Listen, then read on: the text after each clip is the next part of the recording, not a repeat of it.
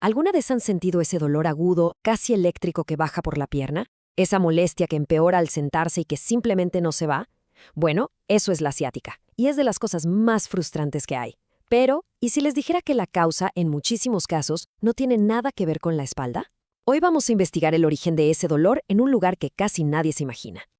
Ok, para poder llegar al fondo de esto, primero tenemos que ponernos de acuerdo en qué se siente.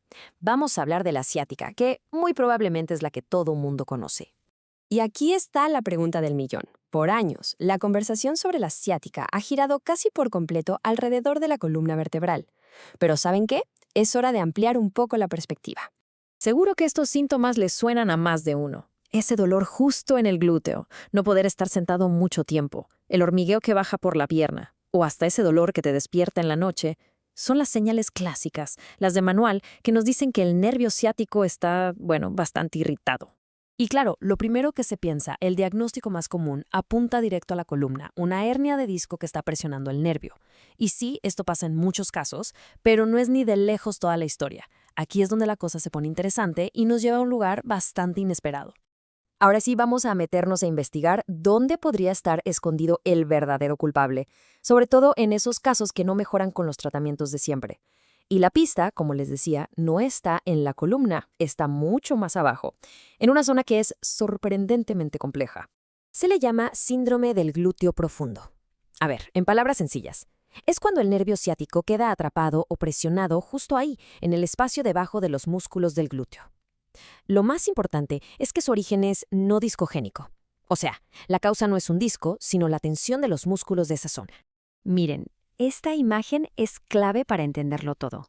Fíjense cómo el nervio ciático, que es ese tubo rojo grandote, tiene que pasar por una especie de callejón súper estrecho, rodeado de músculos. Si uno de esos músculos, como el famoso piriforme, se tensa o se inflama, pues literalmente atrapa al nervio, lo deja sin espacio.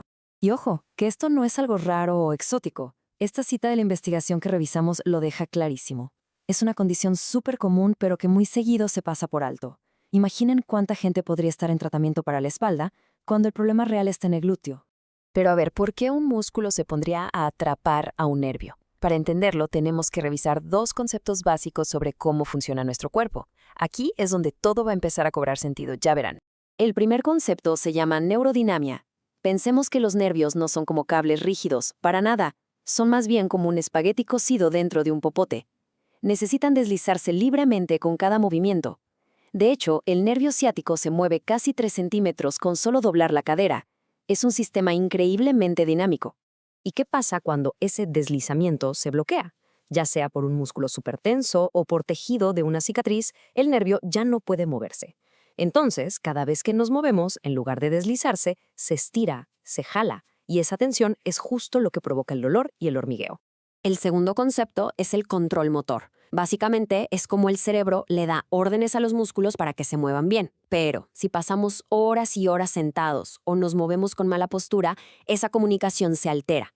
Algunos músculos empiezan a trabajar de más, otros como que se duermen y se crean desequilibrios. Y es justo ese desequilibrio lo que puede hacer que un músculo como el piriforme se tense crónicamente y termine atrapando al nervio.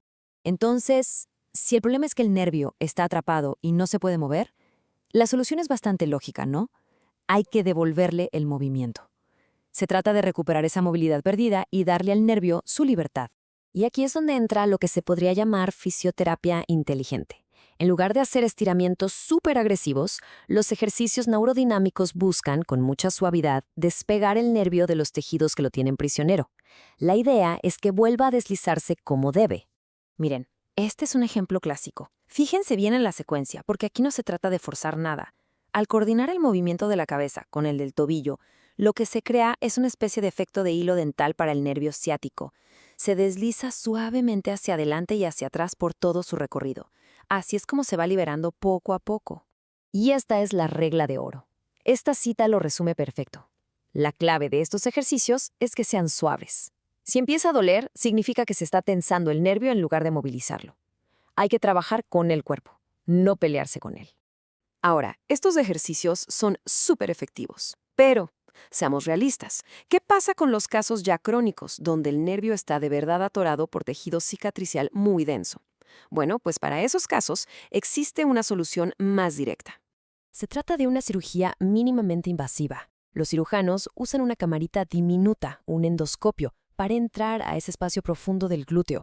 Una vez ahí, pueden cortar las fibras o el tejido que están apretando al nervio, y todo esto sin necesidad de hacer una cirugía abierta y grande. Y aquí se ve el resultado. Es impresionante. A la izquierda se ve el nervio ciático totalmente oprimido por los tejidos de alrededor.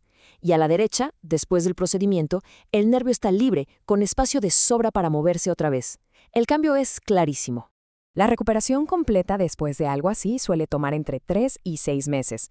Y después de la cirugía, la fisioterapia es crucial, no solo para recuperar fuerza, sino para reeducar al nervio y a los músculos para que se muevan bien y evitar que el problema regrese. Entonces, el punto clave de todo este análisis es bastante simple. La ciática no siempre es un problema de espalda. Entender que el dolor puede venir del glúteo profundo nos abre todo un nuevo mundo de soluciones que sí funcionan, desde ejercicios específicos hasta estos procedimientos más avanzados. Y para terminar, nos quedamos con esta reflexión. El dolor no es solo un enemigo que hay que callar, es un mensajero. Y la pregunta que nos deja es, ¿qué cambio nos está pidiendo? A lo mejor es un cambio en cómo nos movemos, cómo nos sentamos, o simplemente en cómo entendemos nuestro propio cuerpo. Escuchar ese mensaje es, sin duda, el primer paso para sanar.